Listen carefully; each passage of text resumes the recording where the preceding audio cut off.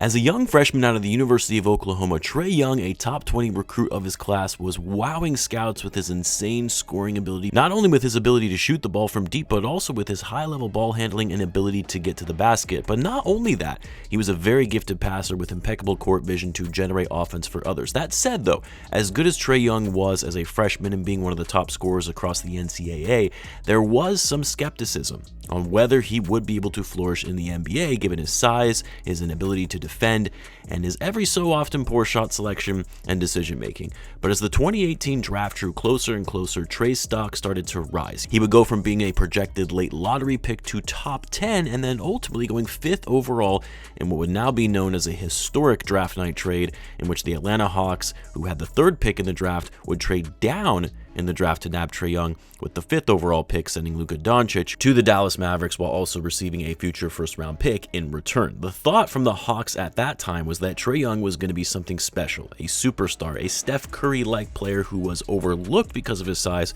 but would be a game changer for this rebuilding franchise. And while they weren't wrong, in fact, Trae Young would ultimately go on to be a superstar and their franchise player that would make them relevant again and take them to the conference finals in just his 3rd season in the league. But as I've said before on this channel, the Hawks going to the conference finals in 2021 was one of the worst things that could actually happen to their franchise, to give them this false sense of hope that they were right there on the path to contention and that Trae Young was their franchise player to get them to a title. When in reality, as good as Trae is and has been, he's not that guy and really never was that guy, and it's time for the Atlanta Hawks to admit that and accept reality. As always, if you're new to the channel, it would mean a great deal to me if you subscribe to help the channel grow, and in return I'll be providing more NBA content like this. Now, it's no secret or a surprise that the Atlanta Hawks have some big questions to answer this offseason. After yet another disappointing season in which they failed to meet expectations after making an all-in type move by trading 3 first-round picks to the Spurs for Dejounte Murray, the Hawks went from a play-in team last season to landing 7th in the Eastern Conference, all but to lose badly in the first round,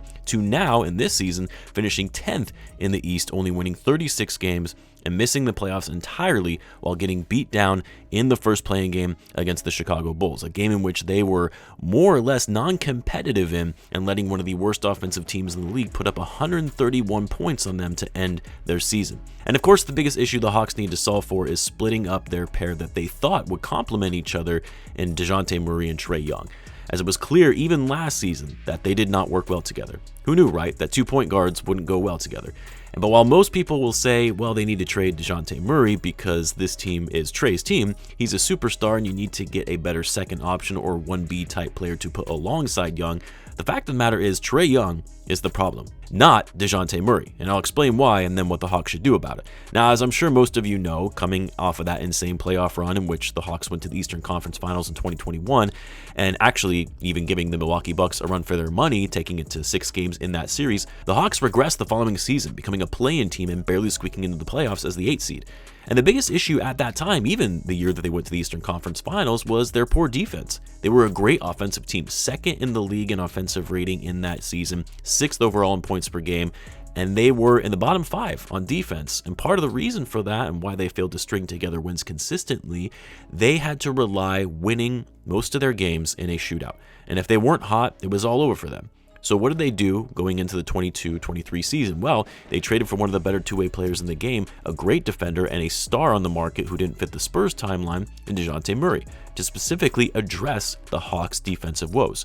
But it turns out the Hawks only improved their defense marginally, going from 26th to 22nd in the league, and then became even worse going into this season, falling to 27th in the NBA in defensive rating, and the 2nd worst team in the league in points allowed to their opponent. And what's worse is that the Hawks' elite level offense has regressed to being middle of the road, in large part due to their inefficient shooting and turning the ball over at a high rate. But what's interesting is that Trae Young missed a fair amount of time this season due to injury, nearly 6 weeks. And when Trae first went down, most had assumed, well, the Hawks are going to fall in the standings, and they may even miss the play-in as a result of it. But turns out the Hawks actually played better. They played better without Trae Young. And the most noticeable thing about this team when Trae Young was out was just how much their defense improved, and also how well Dejounte Murray played being the primary scoring option. The Hawks went from being dead last in the NBA in defensive rating, last in the league, worse than teams like the Pistons, Hornets, Spurs, Wizards. They were last in overall defense. They went from that to being 12th in defensive rating during the time period Trae Young was out. They ultimately finished 27th in the league on defense, but would not have climbed up to 27 and would have remained last in the league had it not been for that stretch without Trae Young.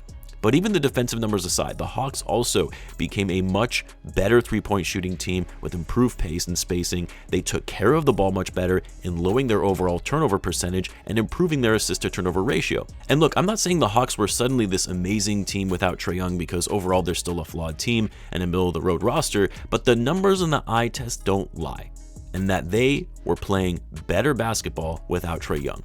Now, some of that can be attributed to Jalen Johnson being available and playing while Trae was out when he had missed some time earlier in the year, but even Jalen Johnson had actually missed 9 games while Trae was out during that stretch from end of February to early April. The main difference is the Hawks roster during that improved stretch of play was because Trae Young wasn't in the lineup. And look, the numbers back it up when Trae is on the court versus when he's off. The Hawks are a negative 2.4 net rating when Trae is playing, while they are a plus 3.1 when he's off the court. They had a positive net rating during that stretch when Trae was out, while they finished with an overall negative net rating of 2.2 on the year, good for 21st in the league. And overall, you just saw the level of improvement from Dejounte Murray with his ability to navigate the floor, operate much more efficiently in isolation, and a player much better overall at taking care of the ball when he's creating for others. Look, no one will deny that Trae Young is a gifted passer. He finished second in the league in assists, only slightly behind Tyrese Halliburton. But he also led the league in overall turnovers per game at 4.4, and by a wide margin. And when you look at his assist to turnover ratio relative to his overall usage, his 10 plus assists per night don't look as impressive when his overall offensive output leads to a lot of easy points in transition to your opponent. And look, while Trae Young is known for his scoring and his ability to make shots like nothing from way behind the three-point line, he's also a very high-volume shooter where more often than not, he ends up shooting his team out of games.